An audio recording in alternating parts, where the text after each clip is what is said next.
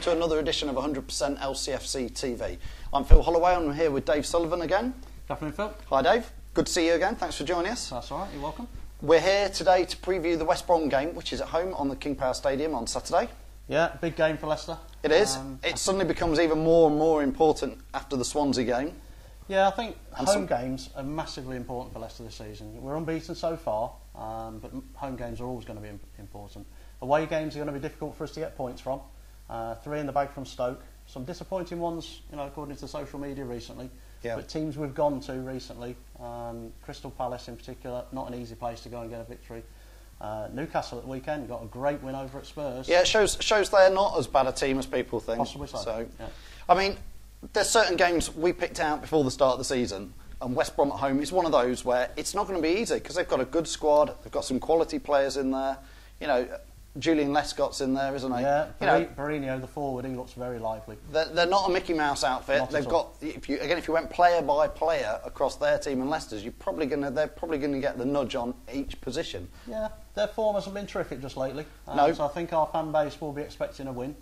Well, I think like I say, before the start of the season, this was one way you go. West Brom at home, that needs to be 3 points. Absolutely. I mean, after the last home game where we allegedly dropped 2 points against Burnley. Yep. If we'd got 2 points more now, 11 points, would we be getting this doom and gloom through the social media? Maybe not. I think 11 points would put us mid-table. Yeah. And those 2 points at this stage do make a big difference. Absolutely right. And it was a disappointment. We came away from the ground, spoke after the game. Yep. Felt like a defeat.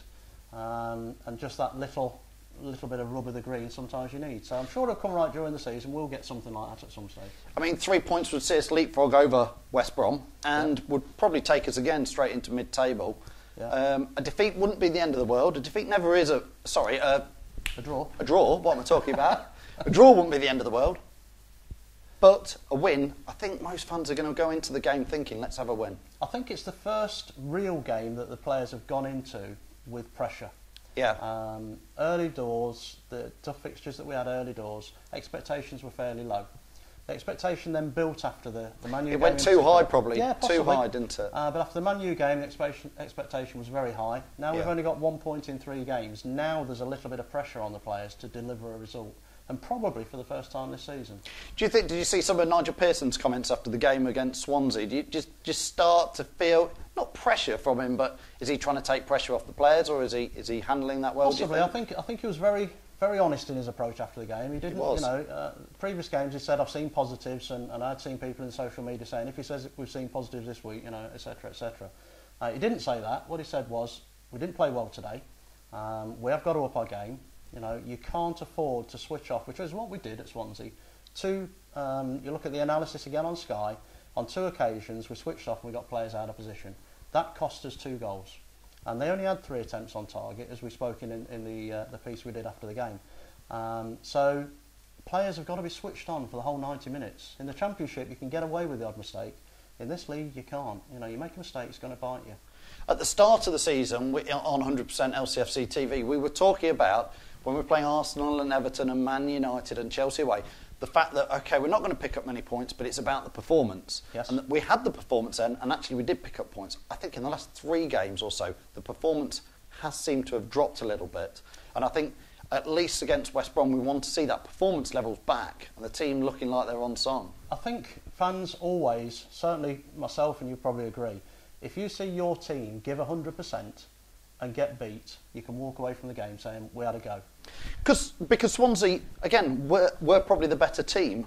They've been a little bit more established in the Premier League. We haven't had a go. It looked like we hadn't had a go. Certainly in that first half. We said the second half came on better. Yeah, we didn't really take the game to them. And again, against Burnley in the second half, it felt like we weren't really giving it a go. We did switch off a bit. Yeah, I think if Nigel has got something to work on, it's getting the players' performances up tempo every week in, week out. I think they've got the fitness levels. I don't think it's fitness. No. I think application, we go into a team that we don't think we're going to have to work so hard on. Arsenal's and Man U's, you're going to raise your game for those. If you were playing Barcelona in a friendly, you'd raise your game for that. Yeah. Just because it's Barcelona, whether it's a friendly or not. So it's raising your game against the West Broms and the Sunderlands, which isn't too far down the road. No. 2 wins at home against West Brom and Sunderland will be in a better position. Having said that, let's not always look at what we need to do and how far up the league we can get. Let's have a little look at what's below us, and are they realistically going to catch us? Yes, we're hovering above the relegation zone.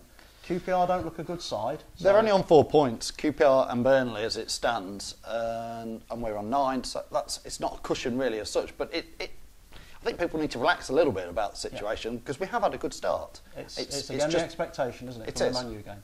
It is. So I think points against West Brom will be important. Correct. What sort of lineup do you think he's going to go for on Sunday? Well, it's difficult to predict now, isn't it? Because he's used 3 or 4 different lineups in recent times, and we chatted about this before. And if you always play the same lineup, you know, managers are smart now. They'll get all the analysis done and try and nullify our attack, which might have happened. The Man U game may have raised our profile to the point where we've been looked at more closely. Yeah, everybody spotted what's going on. Yeah. So I think Nigel's tried to do a couple of things different. Vardy and Nugent playing out wide, maybe a risk, but he tried to do something different. I think he'll admit probably that didn't work. Yep. So let's get back to basics. We spoke on the radio on Friday about possibly 3 centre-halves. He hasn't tried that yet, and that will be interesting. 3 centre-halves, bring big Vasilevsky back in.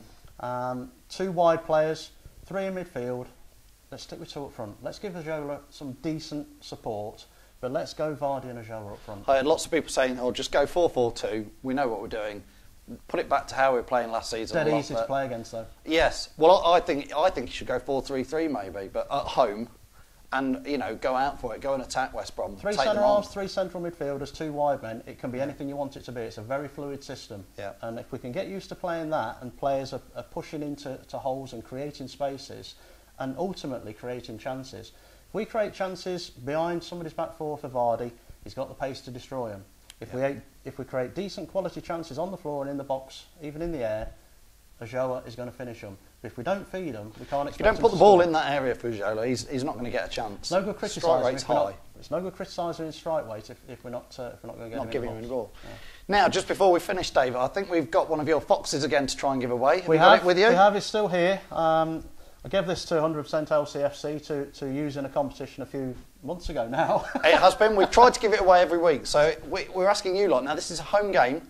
You need to do the same as ever, which is very simple, Dave. All the fans have got to do is predict who's going to score the first goal. So we need a goal scorer and what the final score is going to be. So, Dave, what's your prediction? Not that we're going to let you win it. I think I'm going to nail my colours to the mast. I think we can beat West Brom. I don't think we'll keep a clean sheet. So I'm going to go 2-1. To Leicester, and I fancy somebody a little bit. I keep saying it. I fancy somebody from midfield coming up and getting a goal. It's a lot. Drinkwater hasn't scored yet, so I'm going to say 2-1 and Drinkwater.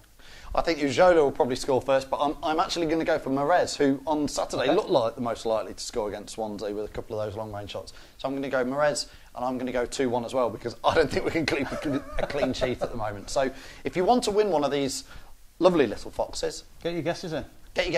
And Dave, go on, plug the site. Yeah, not just foxes, we're doing ladies' jewellery and all sorts of bits and pieces now, and glassware for drinking out of, glitter glasses. So go and have a little look on www.sportingglassware.com and get in touch with us if you see something you like. That's enough now. Right, that's it from 100% LCFC TV. Good luck, we'll see you down at the King Power Stadium. We'll probably be filming outside before and after, so come and find us, have a chat, tell us your thoughts before the game and after the game. So from myself, Phil, and from Dave, thanks very much. See you next time. Good night.